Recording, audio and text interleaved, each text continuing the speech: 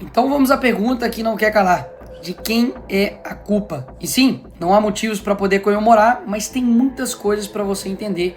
Isso vai fazer toda a diferença. E diferentemente do outro lado, eu não preciso inventar para poder te explicar quem é o culpado disso. Basta eu ler a carta do Trump. E começa citando Jair Bolsonaro e diz: conheci e lidei com o ex-presidente Jair Bolsonaro e o respeitei profundamente, assim como a maioria dos outros líderes de país. A forma como o Brasil tem tratado o ex-presidente Bolsonaro, um líder atualmente respeitado em todo o mundo, durante seu mandato, inclusive pelos seus Estados Unidos, é uma vergonha internacional. Esse julgamento não deveria estar acontecendo. Trata-se de um caça às bruxas que deve acabar imediatamente. Ou seja, o Trump deixou bem claro no primeiro parágrafo da carta que a culpa não é do Bolsonaro, a culpa é de quem está perseguindo o Bolsonaro. E pior, em parte devido aos ataques insidiosos do Brasil contra as eleições livres e os direitos fundamentais da liberdade de expressão dos americanos, como foi ilustrado recentemente pelo STF, que emitiu centenas de ordens secretas e ilegais de censura às plataformas de mídia social dos Estados Unidos. Lembra disso aí. E para poder refrescar aí a sua memória, o assessor do Trump ele foi detido pelo Moraes aqui em Brasília em 2021. O Alexandre de Moraes também derrubou o X, o Twitter, aqui do Brasil. E também derrubou a Rumble, que é uma rede social que tem ligações muito próximas com a Truth Social, que também é uma plataforma criada pelo Donald Trump. Dito isso, não sou eu, Bolsonaro, a direita que está falando. É a carta do Trump. Ela continua. A partir de 1º de agosto de 2025, cobraremos uma tarifa de 50% sobre qualquer produto brasileiro enviado aos Estados Unidos. Ou seja, devido à perseguição, nós vamos cobrar essa taxa. Mesmo depois de uma carta tão clara e transparente, a esquerda quer dizer que o culpado não é o presidente da República, mas o Bolsonaro, que nem presidente é. Será mesmo? Vamos ver. Lula, antes mesmo das eleições, já falava que o Trump era nazismo com outra cara e chamou ele de desumano. O Lula deixou navios de guerra do Irã atracar aqui no Brasil, mesmo os Estados Unidos fazendo pressão contrária. O Alckmin, que é vice do Lula, participou de um evento no Irã ao lado do líder do Hamas e outros 3 líderes terroristas. Voltou até a exigir visto para os cidadãos dos Estados Unidos para entrar aqui no Brasil. Foi destaque no mundo inteiro quando comparou as ações de Israel a Hitler. Ou seja, atacando o principal aliado dos Estados Unidos na guerra entre Israel e Irã. E aí o que o Lula esperava? De que essa conta nunca ia chegar? Ela chegou e muito cara. Mas ela tem um motivo, como vocês viram. Não foi do nada. Mas existe uma forma de resolver isso.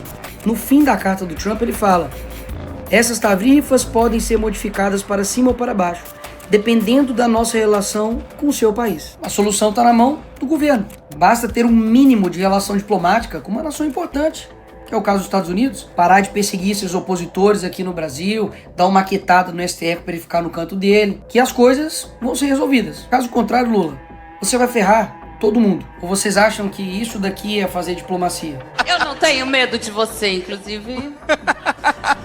Boa! Fuck you, Elon Musk. Vou usar o termo vira-latas depois de jornalistas perguntar sobre Lula e Trump. Trump disse que vai anunciar a tarifa contra o Brasil.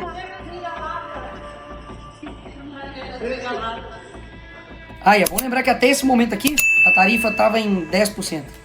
Calma aí que nós não chegamos nem na melhor parte do vídeo. Vai por mim. A resposta do Lula para tudo isso foi essa. Se ele vai cobrar 50 de nós vamos cobrar 50 dele.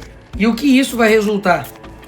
Se por algum motivo o senhor decidir aumentar suas tarifas, então qualquer que seja o número que escolher aumentá-las, será acrescentado aos 50% que cobraremos. Se o Lula vai cobrar 50, eles também vão colocar mais 50 nessa conta. Enquanto isso, uma nação que decidiu ter diplomacia com os Estados Unidos, que é a Argentina, aprovou um acordo que garante tarifa zero para 80% das exportações argentinas. Como deve ser bom ter um presidente, né? Sabem por que eles estão dizendo que o Brasil não pode recuar a esse tipo de medida de fora?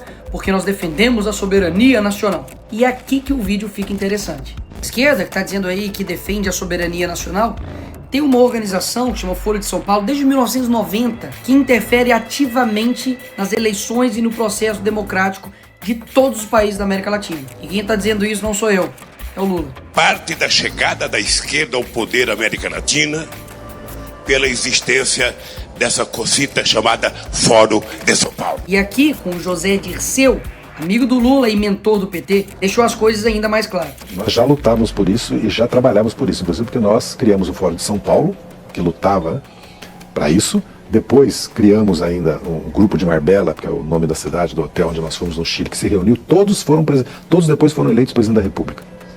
Todos foram. Todos. Então quer dizer que os Estados Unidos não pode aplicar uma sanção em defesa da liberdade, mas eles podem interferir em todos os outros países da América Latina para poder implementar, literalmente, ditaduras. E pausa. Quem é pior?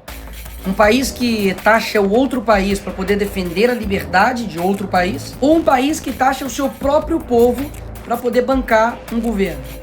E aí, quem é pior? Lula pede ajuda à China para regular redes no Brasil. Ora, isso aqui não ataca a nossa soberania nacional? Quando o PT lá em 2016 pediu proteção internacional diante do impeachment da Dilma, não era ataque à soberania nacional, né? Tenho certeza, não era interferência.